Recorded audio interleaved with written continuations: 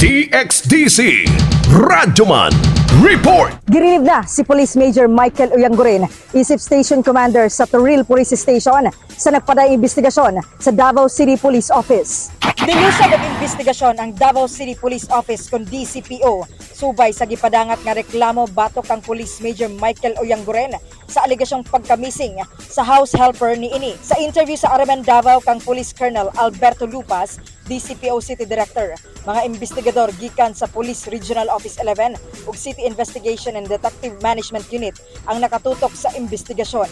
Sutaon sa mga investigador ang kamatuoran sa gingong pagkamising sa 21 anyos nga si Justin May Saldua, taga Barangay Upper Ulip, Mongkayo, Davao de Oro. Kinsa matod sa pamilya ni ini nawala kini niadtong Agosto 29, 2023. Sigo ni Lupas, gibutang nini isip Acting Station Commander sa Toril Police Station si Police Captain Marlon Don Quilap.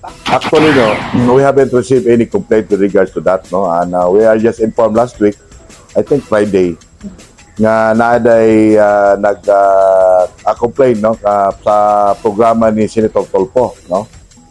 So, we are informed na tinguna na daw nga naay allegedly nga naaday katulong daw niya nga nawala, no.